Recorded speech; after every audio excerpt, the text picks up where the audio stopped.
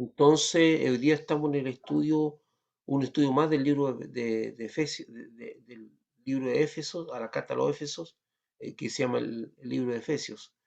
Entonces, como siempre, desde acá, bueno, yo estoy ahora en Estados Unidos, como saben todos, estoy acá en Alabama y de aquí estoy haciendo el estudio ahora. Y vamos a continuar con la carta, como dije, la serie de carta a los Efesios. Y vamos a hacer el estudio 8. Vuelvo a decir, para los que no se han dado cuenta, nosotros no estamos yendo el capítulo, porque Efesios no tiene capítulo 8, tiene hasta el capítulo 6. Pero estamos en el estudio número 8 del libro de Efesios y vamos recién en el capítulo 2. Y hoy día vamos a tener cosas muy interesantes que ver, que van a ser de bendición y que deben ser aplicables a nuestras vidas. Cuando nosotros estudiamos la Biblia, siempre pensamos en nuestro corazón qué cosa Dios me habla a mí o qué cosa me vuelve a renovar en mi mente, en mi corazón, y con la idea de que yo pueda ser bendecido y pueda ser, mi vida pueda ser transformada y cambiada, con la idea de que la palabra de Dios también me ayude a enfrentar y a resolver situaciones que estoy viviendo personales, y para que el Señor siembre la esperanza en nuestros corazones y para que el Señor nos dé respuesta a nuestras preguntas. Entonces voy con esa expectativa, porque la Biblia tiene una sola interpretación, pero muchas aplicaciones. Entonces, la Biblia se puede aplicar para mi vida en distintas formas. Vamos entonces, vamos a leer el capítulo 2 del versículo 11 al 14. Entonces la Biblia, la palabra de Dios dice así: por tanto, acordaos de que en otro tiempo, está hablando de la iglesia de los Efesios, y los hermanos de la iglesia de los Efesios eh, eran gentiles, por eso dice, eran personas que no eran de origen judío. Entonces Pablo está haciendo alusión, está haciendo una recapitulación desde el momento en que ellos empezaron a escuchar la palabra de Dios hasta que se convirtieron. Y está recordando cosas sumamente importantes que van a cimentar las convicciones en Cristo Jesús y van a hacerle entender lo maravilloso que ha sido el cambio de vida que han tenido. Entonces, dice, por tanto, acordaos de que en otro tiempo, vosotros, los gentiles, en cuanto a la carne, erais llamados incircuncisos por la llamada circuncisión hecha con manos en la carne. Aquí se está refiriendo a, bueno, a la ceremonia, o más bien dicho, al sello del pacto entre Abraham y Dios, que correspondía a la circuncisión, que era extirpar lo que era el prepucio, el pene de los hombres varones, como un señal del pacto. Entonces, en ese tiempo, todos los que tenían esa operación que se realizaba a los niños en el octavo día, cuando los niños cumplían 8 días de nacido, eran sometidos a esta circuncisión. Entonces, todos los judíos eran circuncisos y el resto del mundo no era circunciso. Entonces, todos los judíos llevaban la señal del pacto que había hecho Dios, o sea, Abraham con Dios, o Dios con Abraham también se puede decir. Porque realmente el hombre nunca toma la iniciativa, es Dios que toma la iniciativa de acercarse a nosotros. Entonces, en ese pacto, eh, los judíos eran circuncidados, como dije, era el corte del prepucio del pene como señal, y el resto no lo tenía. Entonces los judíos, o israelitas en general, llamaban a los gentiles incircuncisos. Y ellos, entonces por eso Pablo dice, eres llamado incircuncisión por la llamada circuncisión, hecha con mano en la carne, ¿sí? Porque era una persona que lo hacía con un cuchillo al octavo día. ¿Por qué al octavo día? Porque a los octavos días el bebé sentía el menos dolor al hacerle esa operación y normalmente a horas después, a un ratito después ya estaba bien, moviéndose sin ningún dolor. Entonces, ahora, hacer esto en una persona adulta son por lo menos 3 días que la persona no soporta el dolor. Pero hacerlo ahí no era un problema. En aquel tiempo estabais sin Cristo, alejados de la ciudadanía de Israel y ajenos a los pactos de la promesa, sin esperanza y sin Dios en el mundo. Pero ahora, en Cristo Jesús, vosotros, que en otro tiempo estabais lejos, habéis sido hechos cercanos por la sangre de Cristo, porque Él es nuestra paz, que de ambos pueblos hizo uno, derribando la pared intermediaria de separación. Acá, en lo que vamos a ver a continuación, vamos a ver una cosa súper importante que son los pactos que hace Dios con las personas.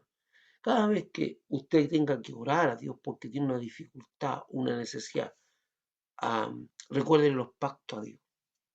Entonces hoy día vamos a ver uno de las promesas, una de los, más bien no los pactos, las promesas que hace Dios. Por ejemplo, una de las promesas que trae Dios hoy día es: la paz os dejo, mi paz os doy. Yo no la doy como el mundo la da. Entonces, una de las promesas que hace Dios para todos aquellos que le siguen es traer la paz, su paz.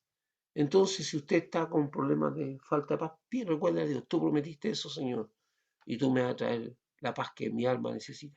Pero eso vamos a ver un poquito más al final. Estoy recordando, para que no se me olvide, que Dios hace promesas y esas promesas yo las puedo eh, recordárselas a Dios para que se hagan efectivas en mi vida. Entonces, la carta de la iglesia de los Efesios es una carta que es dirigida principalmente al mundo gentil. Sí, porque la iglesia de Éfeso eran gentiles, es decir, no judíos o israelitas. Debemos recordar que a partir de la división de la nación de Israel en dos pueblos que pasaron a llamarse Judá, compuesta por la tribu de Judá y la tribu de Benjamín, recuérdense que hubo una división, e Israel, compuesta por las otras 10 tribus. Recuérdense que a partir de Roboán, que es el hijo de Salomón, que fue un muchacho necio, que no escuchó el consejo de los ancianos, y llevó, bueno, a que se cumpliera lo que te había dicho, la división del reino. Entonces, 10 tribus conformaron, estoy recordando, conformaron Israel, y las otras dos tribus, que era Benjamín y Judá, conformaron lo que se conoce como Judá, y que ahora es los judíos. Bueno, eso ocurrió a partir de ahí, de ese momento. Veamos lo interesante, porque nosotros decimos judíos, pero ¿son judíos todos, son todas las tribus? Veamos. Entonces, veamos. Entonces, qué es lo que ocurrió? Que bueno, vamos a ver primero: el término gentil es utilizado en la Biblia para referirse a toda persona que no, pero bueno, pertenecía al pueblo judío, y que muchas veces era despectivo para referirse a personas con cultura idólatra. Entonces los judíos decían los gentiles con desprecio, como perros, como personas sin Dios. Diáspora, vamos a usar esta palabra: diáspora se refiere a la dispersión de un pueblo o comunidad humana por diversos lugares del mundo. Entonces, ¿por qué estamos hablando de esto? Para entender a qué se refiere con gentil: toda persona que no, que no pertenece al pueblo de Israel. ¿Cómo se sabe una persona que pertenece al pueblo de Israel? Eso lo vamos a ver ahora. ¿Y cuáles son las condiciones? Entonces, y aquí vamos a ver un poquito más. Durante la diáspora, y por eso expliqué lo que era la diáspora se refiere a la dispersión de las personas por distintos lugares en el mundo. Es como si nosotros pescáramos a los chilenos y los expulsáramos de Chile y los mandáramos a toda la tierra, por toda la tierra, a los distintos países de la diáspora. Y es exactamente lo que ocurrió con los judíos, con los israelitas. Primero Israel, que tenía su rey propio, fue tomado prisionero y llevado por los babilónicos y por los asirios, babilónicos, por todos esos pueblos a distintos lugares del mundo. Y después, cuando cayó Judá, también fue llevado. Acuérdense que en ese grupo iba Daniel, sus amigos, y todos esos fueron llevados a Babilonia y dispersados por todas partes. Entonces, durante la diáspora, la dispersión de un pueblo o comunidad humana por diversos lugares del mundo, que es lo que ya había dicho, la Biblia no establece el retorno de las tribus de Israel a la región del antiguo Canaán, sino de la tribu de Judá y Benjamín. Entonces, cuando volvieron las 10 tribus que eran de Israel, nadie sabe qué pasó con ellas, pero quedan bien establecidos en la Biblia que la tribu de Benjamín y de Judá volvieron. Entonces estaban de vuelta. Entonces, por eso, pero por uso entonces y costumbre, a todos los retornados, a todos los que llegaron a Israel con Jeremías y con Edra y que reedificaron los muros. A los que se identificaron como seguidores de Jehová Dios eran llamados judíos. Puede ser que entre esos retornados haya habido personas de las demás tribus, pero lo que queda constancia es que las que volvieron a Israel, a la tierra de Canaán, fueron los judíos, las tribus de Benjamín y Judá. Pero la gente llama a judío a todos. Entonces, importante, los gentiles son todos aquellos que no son circuncidados, que tienen costumbres ajenas a Dios, a los israelitas, eh, que son no judíos. Y los judíos son principalmente estas dos tribus, que probablemente hayan algunos que eran de las demás tribus. Es muy probable que en un momento dado este pueblo haya sido una combinación de todas aquellas personas de las distintas tribus y que pertenecieron fieles al Señor. Entonces, ¿por qué? Porque estamos hablando de que Pablo dice que era llamado incircunciso por la de la circuncisión. Entonces estamos hablando, viendo eso. Vamos un poquito más adelante. Todo esto es como información que aparentemente no parece relevante. ¿Por qué es importante? Porque usted y yo pertenecemos a los gentiles, o sea, no judíos.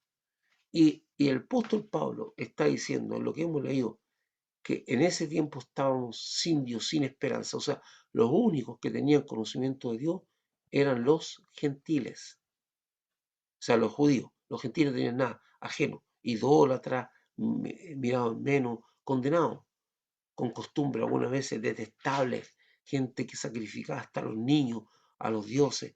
Entonces eran aborrecidos, totalmente aborrecidos. Entonces nosotros pertenecíamos a eso. Nosotros no nos damos cuenta de que de lo que pasó con Jesucristo. ¿Cómo es que Jesucristo ha llegado a tantas partes del mundo y ha sido de bendición? A lo mejor nosotros también, si hubiésemos permanecido en la misma condición, estaríamos sin Dios, sin nada. Entonces, estos versículos apuntan claramente a mostrar la condición de los hermanos de la iglesia de Éfeso, que no era diferente a nosotros, antes de conocer a Jesucristo, y cómo estos fueron tremendamente bendecidos y beneficiados por recibir y aceptar la obra redentora de Jesucristo, al hacerlos parte de un solo pueblo, el pueblo de Dios, la gran familia de Dios. Nunca olvide usted, nunca olvide que Dios siempre ha querido tener una gran familia, tener esta gran familia de Dios. Por eso la Biblia dice que Dios tiene una gran familia y que fuimos sacados del reino de las tinieblas a la luz admirable de Jesucristo. Dios no está mirando esta cosa en forma individual, sino que en forma de una comunidad de hermanos. Y usted tiene que tener eso presente en la mente, en su corazón. Usted y yo estamos descubriendo cómo piensa Dios. Y no son nuestros pensamientos los que nosotros lo imponemos a Dios. ¿Y por qué digo esto? Que siempre Dios ha querido tener una gran familia. Y Dios tomó la decisión de hacer una gran familia, ya sea de los judíos o de los gentiles, de los que estaban sin Dios y de los que estaban con Dios. Y de ellos, a través de Jesucristo, tener una gran familia. Y ese concepto de gran familia es lo que debemos entender. Cuando estemos con el Señor, nosotros no vamos a tener una actitud individual, sino que vamos a ser parte de la gran familia de Dios, del pueblo de Dios. ¿Por qué digo esto? Porque de repente usted escucha cánticos cristianos como himnos que hablan de que vamos a tener un castillo cuando vamos en el cielo. Y generalmente las personas hablan muchas veces o cantan a partir de las experiencias de vida y de necesidades. Por ejemplo, una persona que ha pasado siempre necesidades va a exaltar que arriba en el cielo uno nunca va a ver nada, ni necesidad, ni a pasar momentos difíciles. Y eso es verdad, pero nosotros no estamos pensando en castillos, sino en moradas. Jesús no prometió castillo ni palacio, prometió moradas. Y dice, en la casa de mi padre muchas moradas hay. Es un lugar de vivir, un lugar para vivir, para morar, para estar. Entonces dice que va a preparar morada para nosotros. Y este es el concepto tomado de la visión de los israelitas, porque cuando los israelitas llegaron a Canaán, no podían vender su tierra, porque a cada uno se le dio, o sea, a que llegaron a Canaán desde Egipto, a cada uno se le dio una parte de la tierra. Esa parte de la tierra era para las tribus, para la familia, y cada familia tenía una porción. Entonces, ¿qué pasaba? Cuando, y esto es un poco lo que alude Jesús también, por ejemplo, si un hijo se casaba, tenía que tener casa. Entonces, no iba a buscar algún lugar o a arrendar algo, a comprarse un terreno. Él tenía una asignación en este terreno grande que tenía la familia. Por lo tanto, en la parte de más atrás, sí, se hacía una casa, una casa. Por eso, cuando el novio le dice que a la novia que va a preparar morada para estar juntos, entonces, una vez que terminaba la morada, tocaba las campanas para que siguiera la boda. Pero la habla de que la morada estaba en el mismo terreno donde estaba lo- la casa de los padres, o de los patriarcas, y la matriarca, los primeros que habían. Entonces ahí después estaban los hijos de los nietos, los bisnietos, y todos iban haciéndose sus casas ahí. Por lo tanto, era un concepto de una gran familia. Y entonces, cuando el Señor habla de que va a preparar morada para nosotros, es para que estemos juntos. Entonces, ya, y es súper importante esto, y he tomado esto, para que el pueblo de Dios, la gran familia, usted pertenece a una gran familia, no a una persona aislada. Por eso los que somos creyentes debemos aprender a vivir juntos en esta tierra, a aceptarnos, a amarnos, empezar a entendernos, porque muchas veces hay muchas cosas que a lo mejor a usted le desagradan de su hermano, que Dios tendrá, que tendrá que mejorar, o que Dios tendrá que arreglar, y que Dios tendrá que ir cambiando, eh, para que podamos vivir todos juntos, y aquellas cosas que no cambian o que nos han superado en su carácter, bueno, nosotros vamos a crecer en carácter hasta donde crezcamos. Pero cuando estemos allá, a cada uno se le ha dado un nivel diferente, conforme a cuánto creció aquí, porque Pablo habla de eso, de los premios. Cada uno recibirá el propio galardón de parte de Dios. Bueno, nosotros no solamente tenemos una salvación, sino que tras de esa salvación también hay cosas que vamos a recibir como premio. De hecho, el Señor insiste mucho en ese concepto. ¿Y por qué insiste mucho? Insiste mucho porque, porque habla de que se nos va a pedir cuenta de los dones que se nos dio, y según cómo haya actuado con esos dones se nos va a entregar también. Bueno, yo no quiero entrar más en eso, pero la idea es que es ser parte de la familia de Dios. ¿Y, y por qué estamos hablando de la familia de Dios? Porque aquí se derribó la pared que nos separa a nosotros de los judíos a través de Jesucristo, y se hizo una gran familia. Nosotros somos parte del pueblo de Dios, de la gran familia. Veamos un poquito más. En Efesios 2:11, por tanto, acordaos de que en otro tiempo vosotros, los gentiles, en cuanto a la carne, era llamado incircuncisión por la llamada circuncisión hecha con mano de la carne. Veamos eso. Pablo presenta la visión que tienen los judíos de los gentiles. Aquí es muy importante hacer notar que el pueblo de Israel fue elegido por Dios, no por ser un pueblo especial y más virtuoso que el otro, sino porque Dios tomó a Abraham y hizo un pueblo. Y mientras el resto de la humanidad se hundía en la idolatría y el pecado, vamos a tomar esto porque son los mejores, los más virtuosos. De hecho, cuando el pueblo de Israel se pone rebelde, y Dios saliendo de Egipto, y empiezan con sus tonteras y se empiezan a rebelar contra Moisés. Dios le dice a Moisés: apártate porque voy a destruir a este pueblo. Y Moisés se arrodilla a implorar para que no destruya el pueblo, y Dios le dice a Moisés: te voy a poner sobre un pueblo mejor que este. Entonces, eso nos dice que los israelitas no eran los mejores, pero aún así Dios en su misericordia tomó al pueblo de Israel, no por ser el más virtuoso ni especial, sino porque a él le plació tomar a una tribu insignificante, pequeña, que no era una potencia en el mundo, que era porque así es Dios, porque le gusta a Dios trabajar con lo humilde, con aquello. Y aún así, siendo rebelde, Dios los tomó. ¿Sí? Entonces dice, Israel fue elegido por Dios, no por ser un pueblo especial y más virtuoso, mientras el resto de la humanidad se hundía en la idolatría y el pecado, sino fue elegido para dar a conocer a Dios al mundo entero. Sin embargo, ellos se quedaron con Jehová Dios para ellos y se aislaron totalmente del resto del mundo. Y lo mismo pasa con usted. Usted no fue tomado por Dios por ser el mejor, por ser el más virtuoso, por ser el más inteligente. El mundo está lleno de gente inteligente que se irá al infierno. Usted fue tomado por Dios porque Dios le tuvo misericordia. Dice que no me buscaste vosotros a mí, yo te busqué y Dios lo buscó. ¿Por qué? Porque dio algo en su corazón, porque dio humildad, porque Dios resiste a los soberbios y da gracia a los humildes. Y cuando dice, pero yo pastor no soy humilde, tan humilde, es que no es lo que usted cree, es lo que Dios ve. Porque hay gente que parece súper humilde, súper buena persona, pero están llenos de soberbia por dentro y Dios lo sabe, porque es Dios el que se acerca. Entonces nosotros no fuimos, métase bien en la cabeza, no fuimos elegidos por ser los mejores, por ser los más guapos, guapas, por ser los más inteligentes, por ser los más capaces. Fuimos elegidos por la misericordia de Dios.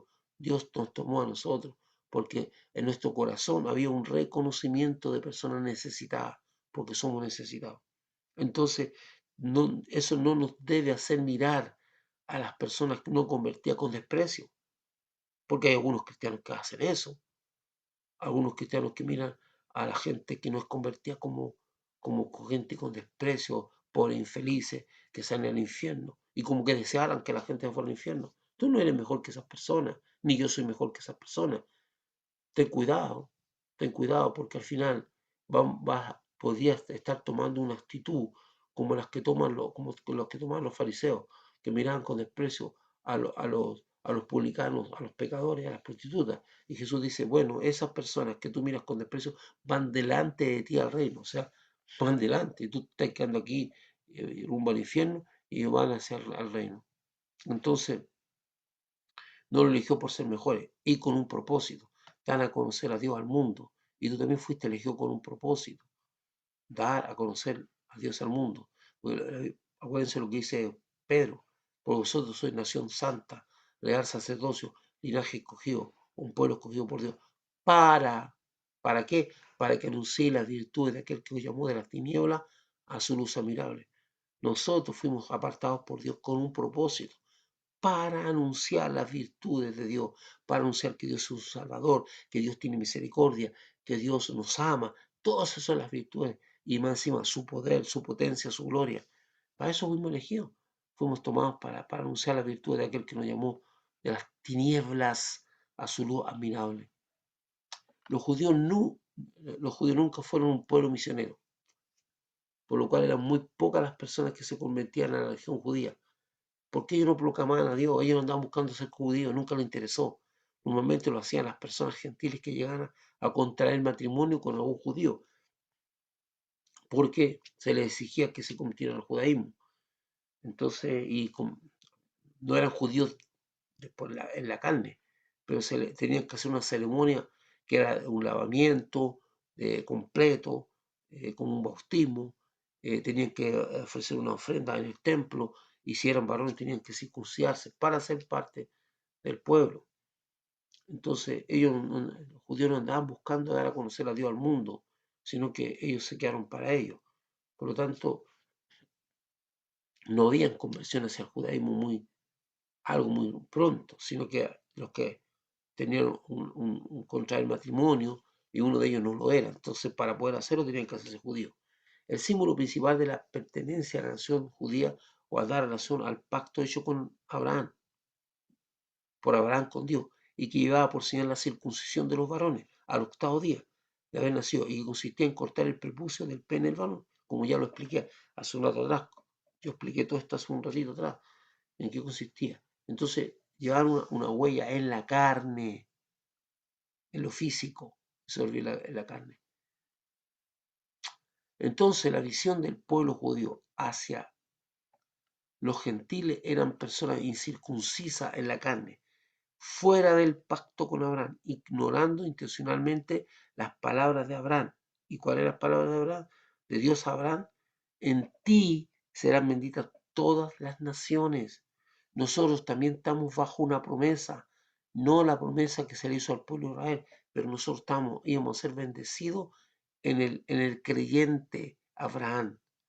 Entonces los judíos ignoraron esto intencionalmente, que todas las naciones iban a ser benditas en el creyente Abraham. Es muy importante porque, ¿por qué en el creyente Abraham? Es súper importante entender eso, la palabra en, cuando dice en Jesucristo, en Abraham, es cuando nosotros somos sustentados por lo que lleva esa persona. Y ahora lo vamos a ver un poquito más cuando decimos en Cristo Jesús. Veamos un poquito más. Porque no significa, a ver, toda promesa tiene condición. Condición. Por ejemplo, cuando dice la Biblia, bendeciré a los que te bendijeren. O sea, van a ser bendecidos los que bendijeren a las personas judías o a los, a los descendientes de Abraham. Pero si estas personas no bendicen, no son bendecidas. Por ejemplo, también dice, honra a tu padre y a tu madre para que te vaya bien. ¿Me va a ir bien? ¿Cuál es la condición? Honrar a mi padre y a mi madre. Existen condiciones en las promesas. Las promesas no se cumplen porque las sé. Las promesas se cumplen porque yo cumplo la condición. Traer los diezmos al alfolí y hay alimento en mi casa. Y os abriré las ventanas de los cielos y derramaré bendición hasta que sobreabunde. ¿Cuándo se van a abrir? Ah, Señor, tú prometiste que las ventanas de los cielos se iban a abrir y tú ibas a derramar bendiciones sobre mí hasta que sobreabunden. Sí, pero no se va a hacer así porque yo lo quiero, sino porque hay una condición en la promesa: traer los diezmos al alfolí. Bueno, hay un montón de promesas bíblicas que se cumplen en la medida en que yo cumpla el pacto con Dios, cumpla lo que Dios me está poniendo como condición. No es que una cosa así que ¡pum! Salga así. Como algunos creyentes, hay muchos creyentes que creen que las cosas le van a llegar por solo hecho de haberse convertido a Jesús. Las cosas no te van a llegar por el solo hecho de haberte convertido a Jesús. Las cosas te van a llegar porque tú cumples la palabra de Dios, porque tú andas en la presencia de Dios, porque tú vives en el pacto con Dios. Todas las cosas tienen condiciones para que se cumplan. Y los preceptos de Dios se cumplen sí o sí.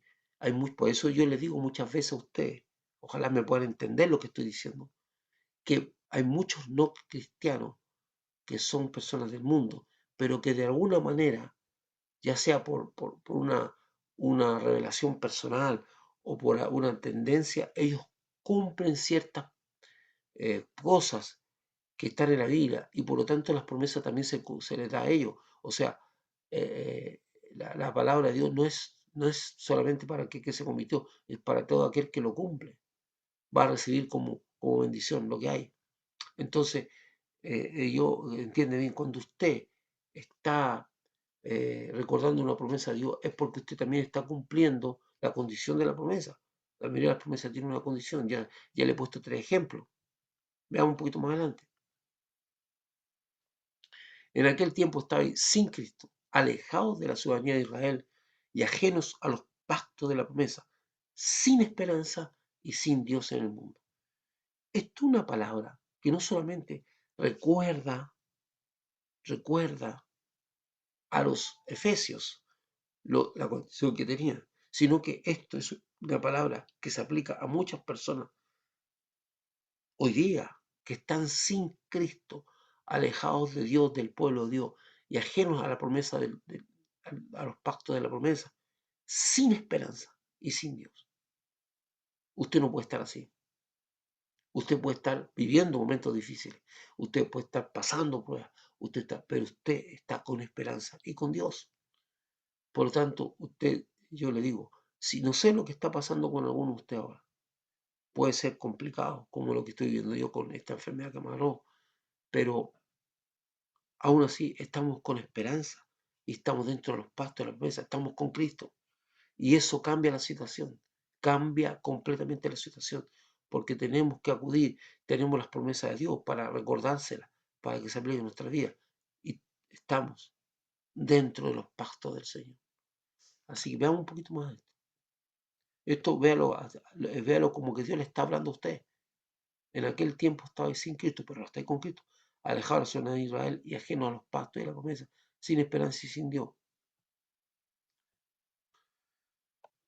Dice, después de haber mostrado en el texto anterior la visión judía de los gentiles, que en otro tiempo eran considerados despreciables, en este versículo Pablo vuelve a recordarle a los efesios su condición espiritual, la cual es desastrosa. Desastrosa. Porque la condición espiritual era, veámoslo, recordémoslo, que decía, ¿cuál era la condición espiritual? Decía, en aquel tiempo estáis sin Cristo, sin ciudadanía, ajeno a los pactos, sin esperanza y sin Dios en el mundo. Wow, qué triste eso. Usted sabe que hay muchas personas que están en esta situación ahora, pero usted no está así. Si entregó su vida a Cristo, usted no está así. Entonces, lo primero que afirma el texto es que los efesios estaban sin Jesucristo, pero también los judíos estaban sin Cristo. Es interesante, porque los efesios estaban sin Cristo, pero los judíos también estaban sin Cristo. Porque cuando llegó a Jesucristo, Él vino a bendecir a judíos y a gentiles. O sea, no porque tú eres judío, tú no te tienes que convertir a Jesús. Tú te tienes que convertir a Jesús igual, a entregar tu vida a Cristo. Por lo tanto, la condición de estar sin Cristo era para judíos y gentiles. Pero los otros, los judíos tenían sí el pacto, tenían sí las promesas, tenían sí la esperanza y tenían a Dios. Entonces, dice, pero también los judíos estaban sin Cristo, por lo que en este aspecto su condición espiritual era la misma. ¿Qué significa estar sin Cristo? Significa principalmente estar sin salvación, porque la salvación la tenemos a través de Jesucristo. Estar sin Cristo también significa no tener una dirección en la vida, un fundamento en que basar mi vida. Porque cuando yo tomo decisiones, cuando usted es hijo de Dios, usted está con Cristo, cuando usted toma decisiones, ¿qué hace cuando usted toma decisiones? Normalmente, instintivamente o instantáneamente, su mente tiene presente los pactos, la manera de vivir. Cuando usted va a tomar una decisión que le puede hacer daño a una persona, inmediatamente el Espíritu de Dios viene a mostrarle ciertas cosas que a usted le van a producir un efecto interior. Ahora, eso no significa que usted obedezca, pero sí usted tiene un fundamento en que basar su vida, que son súper importantes. Veamos un poco más, veamos un poquito más. Si Cristo está sin salvación, añade que estaban alejados de las, añade Pablo, que estaban alejados de la soberanía de Israel, es decir, sin ninguna posibilidad de llegar a ser parte de la nación apartada por Dios para mostrar su gloria. Estaban apartados tanto por ignorancia, por ser esclavos del reino de las tinieblas, que no los dejaba ver al poderoso Dios de Israel. Estaban porque aún eran ignorantes y porque eran esclavos del reino. Y muchas personas no pueden ver. Usted se da cuenta que hay gente ahora que está llena de ira, rabia, esclava, están con odio, vomitan odio. Usted lo puede ver en estas circunstancias actuales en nuestro país. Y usted se da cuenta que están sin Dios y en tinieblas, hundidos, un corazón oscuro, ¿verdad? Y hay algunos que les gusta estar así, ¿no? Y que consideran a Dios desagradable y que no se dan cuenta que son esclavos del Satanás. Hay que orar y darle gracias a Dios a usted todos los días, porque en medio de toda esta oscuridad que reina alrededor, usted no ha perdido la esperanza. Usted tiene la luz de Cristo. Usted no puede estar ciego. Usted no puede estar en oscuridad. No puede, porque la lámpara que es Jesucristo alumbra. Dice, pastor, pero alguna vez yo me siento como en oscuridad. Entonces retome la comunión con Dios. Tome la Biblia y lea, porque en la Biblia está la luz, porque está el Evangelio, que es luz. Retome la comunión con Dios. Muchos creyentes se debilitan porque pierden el gozo de Dios, la fortaleza. Y el gozo no es una condición lo de gozo no depende de las condiciones externas, no depende de las condiciones, o porque hay cosas que a lo mejor no son para estar alegres, pero aquí estamos hablando de gozo. El gozo es una condición interior de estabilidad, paz, esperanza, y eso depende de su comunión con Cristo. Cuando la gente se empieza a distanciar de Dios, cuando hay pérdida de la oración, de la búsqueda de la palabra, de la lectura, de la comunión con Dios, entonces empieza a debilitarse la gente, empieza a entrar en la oscuridad, pero usted no puede estar en oscuridad, porque tiene una linterna que es Cristo, tiene una linterna que es la palabra de Dios, que usted la toma y la enciende y alumbra su camino. Ni un creyente debe estar en oscuridad.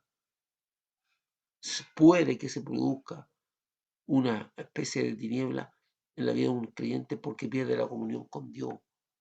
Pero mientras usted esté en comunión con Dios, no va a pasar eso. Y si está pasando en su vida, que se está viniendo las tinieblas sobre su corazón y sobre su alma, entonces retome la comunión con Dios, acérquese a Jesucristo, hable con el Señor, empiece a leer la palabra de Dios, empiece a tener momentos de intimidad con el Señor. Y usted va a ver que la lámpara de su cuarto que se está oscureciendo se enciende nuevamente. Ajeno a los pastos, a las promesas, no dice excluido, porque ya como lo dijimos anteriormente, en el pacto de Abraham con Dios, el Señor le dice que en él serán benditas todas las naciones. Por eso también hay un pacto para ellos. Por eso es lo mismo que pasa con muchos creyentes de Jesucristo, que la mayoría de las veces no son conscientes de las promesas de Dios que Dios le ha dado y que se concretarán inmediatamente cuando Dios cumpla las condiciones dadas por el mismo Señor, como lo dije antes. Algunos clientes no están conscientes de eso. Entonces, lo último que plantea Pablo es una triste pero verdadera realidad.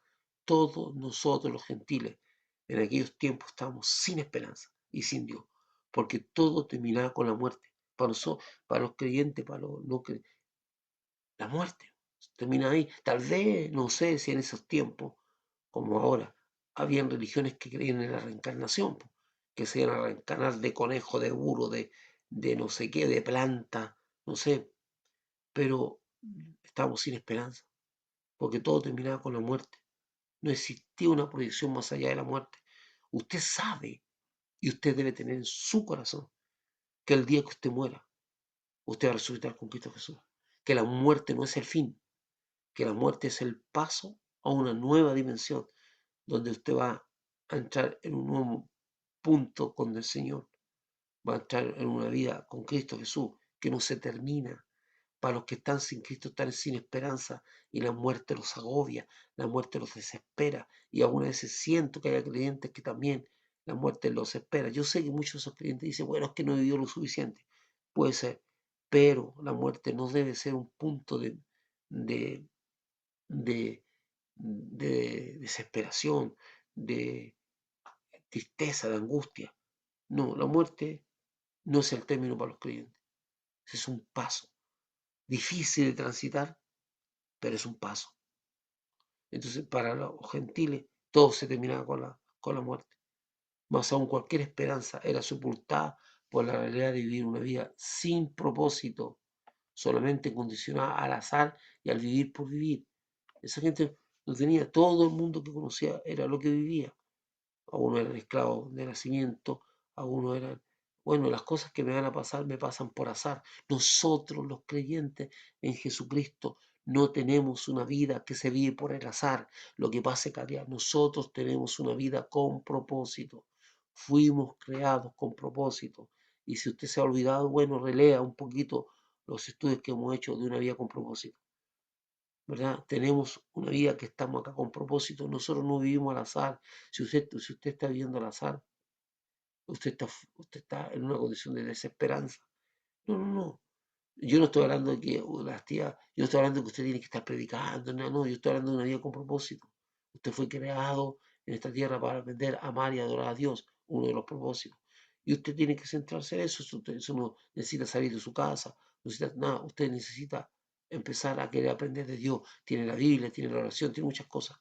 Fuimos creados para aprender a adorar. Fuimos creados también para amar a nuestro prójimo. Son cosas bien simples, yo no las voy a recordar todas. Entonces, nosotros no vivimos una vida al azar, pero esa gente tiene una vida sin propósito, sin esperanza, el vivir por vivir.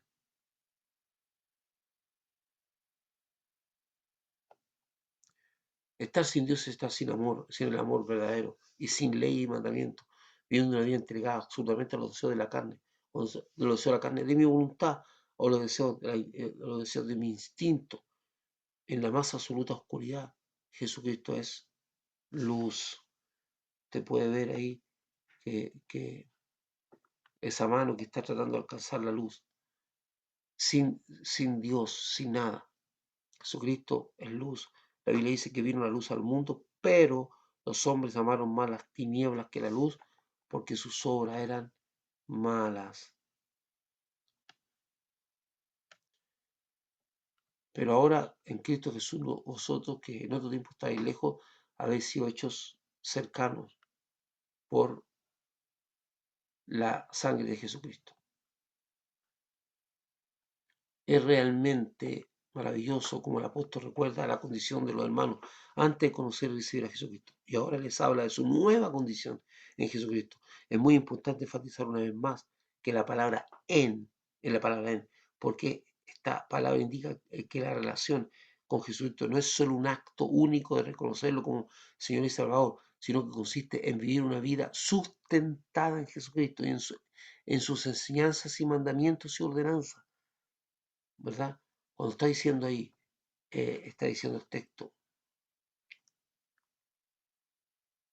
pero ahora en Cristo Jesús, vosotros que no te gustáis lejos, habéis sido hechos cercanos, en Cristo, no en el acto de conversión, es vivir en Cristo, y vivir en Cristo es lo que dice ahí, sino que consiste en vivir una vida sustentada en Jesucristo y en sus enseñanzas, mandamientos y ordenanzas.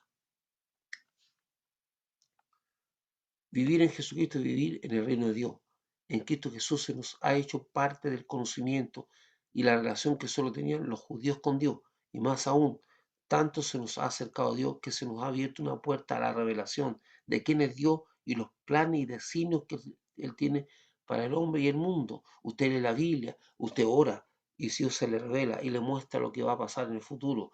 Le muestra, de hecho, en Cristo Jesús está el libro de Apocalipsis que muestra lo que va a venir, están las palabras de Dios. En Cristo Jesús se nos abrió una puerta y muchas veces en cosas bien particulares suyas viene la palabra profética de lo que Dios quiera, de las intenciones de Dios para su vida. O sea, en Cristo Jesús se abrió un abanico más amplio, no solamente se hizo parte de la familia de Dios, sino que usted tiene revelación de Dios. Es la sangre de Jesucristo que con su muerte nos ha reconciliado con Dios y nos ha vuelto a ser hijos de Dios, porque el pecado y el rechazo a Dios alejó a los gentiles de la comunión con Dios, más Cristo con su sangre trae reconciliación y comunión. Eso es cercanía con el Padre Celestial. Usted tiene que tener esto claro. Usted es un hijo de Dios. No es un infeliz, no es una persona un enfermo, no es un desgraciado, una persona, no, yo soy una persona, dice, hay gente que dice, yo soy una persona tonta. Usted no es nada de eso, usted es un hijo de Dios, esa es su identidad. En la sangre de Jesucristo Dios le dio una nueva identidad. La única identidad que tiene usted es que es hijo de Dios. No tiene, no, yo soy un enfermo, usted no es un enfermo, es un hijo de Dios. Está viviendo una situación de enfermedad, pero no es un enfermo. No es una persona frustrada, no es una persona, hay muchas condiciones, tonta y cosas por el estilo. Usted es un hijo de Dios.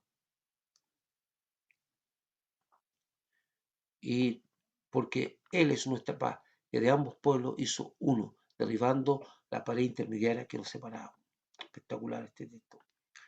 Entonces, vamos a leer un poquito. Dice, Él afirma que Jesucristo es nuestra paz. No solamente se refiere a establecer la paz entre gentil y judío al convertirse a Jesucristo. O sea, ya ahora lo reconcilio en el punto de encuentro entre ambos pueblos, porque solo a través del Evangelio de Jesucristo nos constituimos en hermanos.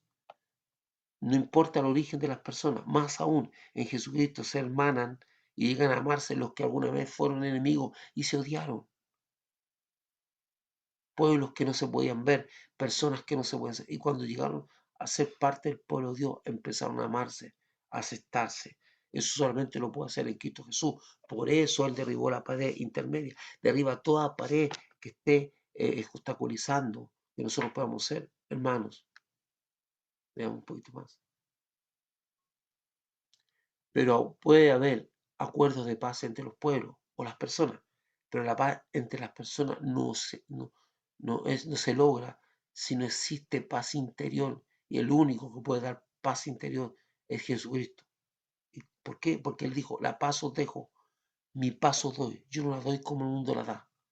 Bueno, después de que no se turbe esta cosa ni tenga miedo. Dice que Él no da como el mundo la da. Juan 14:27.